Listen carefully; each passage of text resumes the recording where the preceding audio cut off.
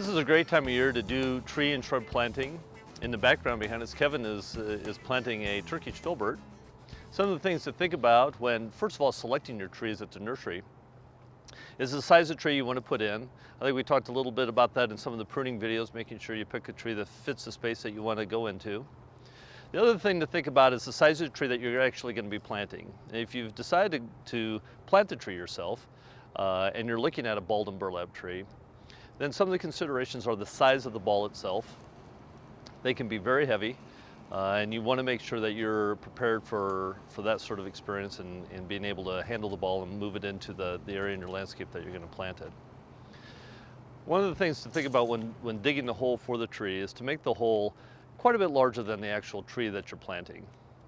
Use your judgment, whatever works for you, but I like to think of maybe twice the size of the ball is what we're looking at in width, not in depth. We want to make sure that the crown of the tree is right at soil level, so you don't want to get the tree too deep. In fact, higher is better than lower. The other things to think about when planting the tree is the basket. Most balled and burlap trees are going to have a basket on it.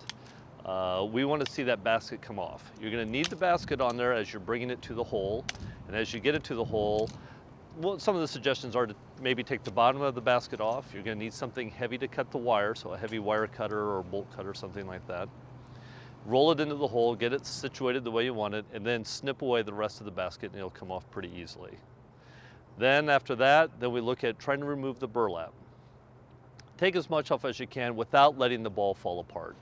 And that's one thing to think about when transporting the tree and moving it to the hole, is making sure that you keep the ball together as you do that. So don't drop it, don't roll it around too much, that sort of thing. And that's why another important consideration in the size of the ball and what you can handle.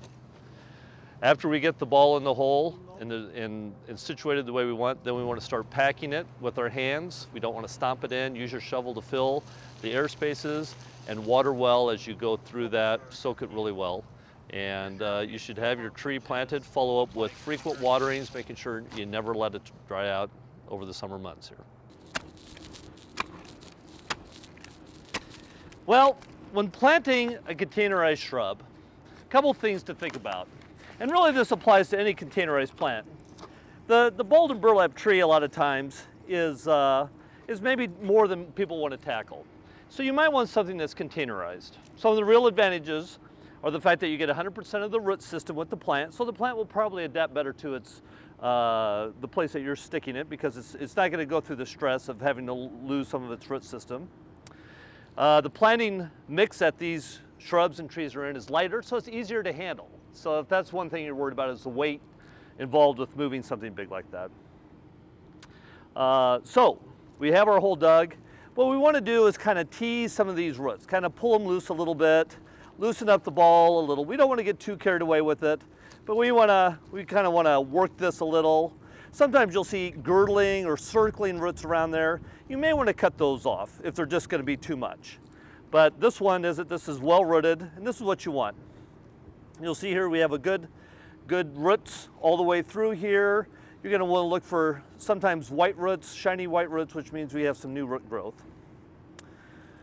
After that, we want to make sure our hole is right depth. Again, we don't want to plant too deep. Some of the other things to think about after you have the hole dug: if you have newer soil, if it's a new construction site, you may want to add some composted material, something like that, to the root area or the planting hole. Kind of double digging that in to the soil all the way around and through it.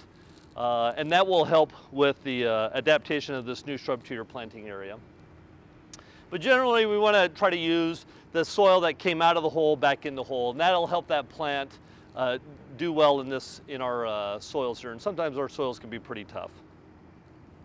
After we get the plant in the ground, again, we want to make sure we water it well. As you can see here, we have mulch here. We don't want to incorporate this mulch into the soil, into the hole. That's one thing we want to keep out. Just soil back in, mulch on top, a couple inches of mulch on top of the root ball once we get it in the ground, and watered well, and then we're going to be in good shape.